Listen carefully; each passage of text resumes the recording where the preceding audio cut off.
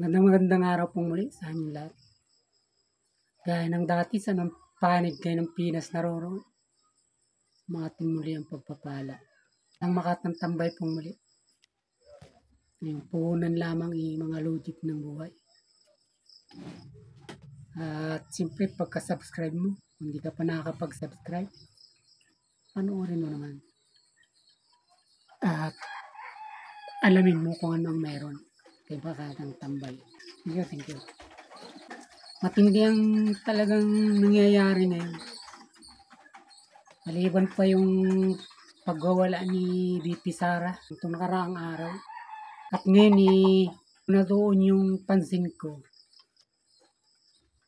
sa isang loyalist. Alam nating loyalist siya kasi may pangalan din tao ito. Si Katunying. Ito isiniwalat niya. Naikot nga daw nga siya sa sasabihin niya ngayon. Dahil siya naniniwala na talagang garapal ng masyado ang korupsyon sa ilalim ng administrasyon ni Marcos.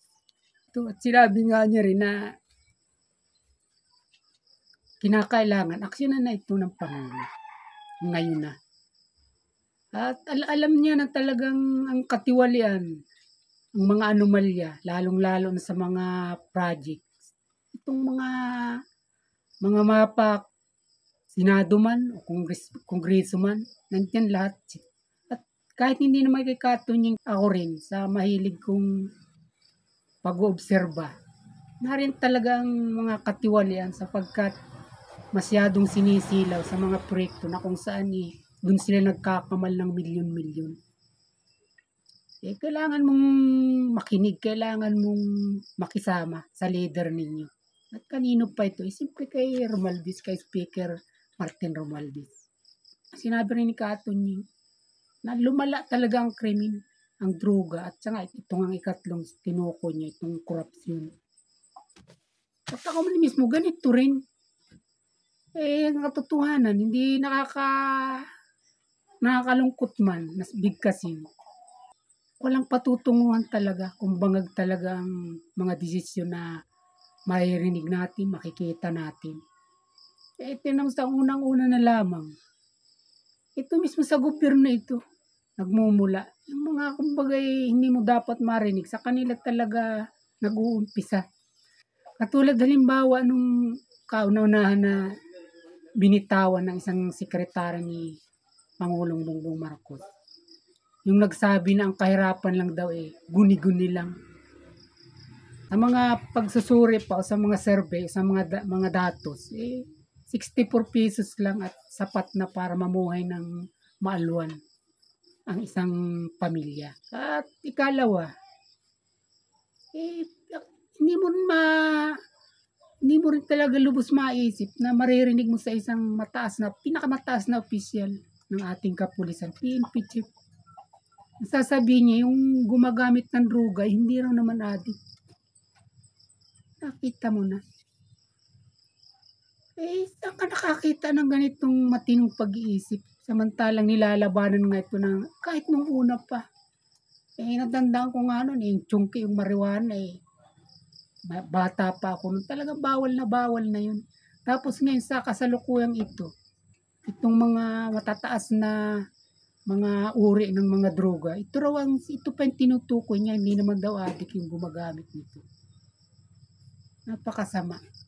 Napakasamang pangitain.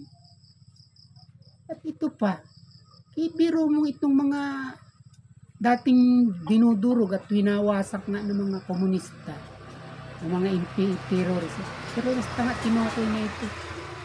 At numero 1 kalaban ng gobyerno. Ito yung kakampi ngayon.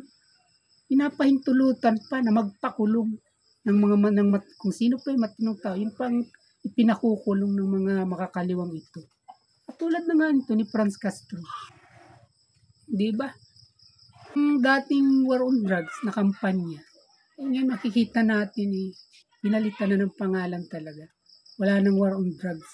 Prince of drug na ang makikita natin. At dahil bloodless na ito, siyempre, magagawa mo ba naman saktan, kulong ang mga kaibigan mo. Ganyan ang katotohanan na nangyayari natin. At kaya nga marahil bukas-bukas Huwag na tayo magtaka. Kung yung mga adik, iyon na yung manghuhuli ng mga pulis natin. Baliktad nga.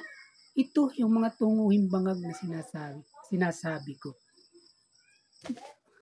Tama rin si Katunying, si Anthony Taberna, na kung kikili si Marcos, ngayon na. Huwag na niyang patagalin para malunasan itong masyadong mga idinaraing ng mga taong bayan sa sobrang katiwalian na ginagamot nang hindi naman nararapat na mga solusyon katulad ng ayuda na kung saan nga ikinakapit para lamang matapalin na lang matapalan ng mga milyon-milyon o bilyon pa nga ng mga pundo ng bayan, pundo ng gobyerno. Ito may AX na, may AKA pa, may tupad pa. Samantalang nagkaroon lang tayo ng ganitong ayuda. Pandemya yun at buong Pilipinas talaga walang trabaho ang tao, hindi makalabas. Walang pandemya pero tatlo yung kanilang inilala ang mga pundo. Magdududa ka. Hindi to kapanipaniwala dahil totoo nagbibigay sila. Pero pinipili lang nila ng lugar at saka kumbaga makarating man sa inyo tsak napipiliin din yung tao na bibigyan.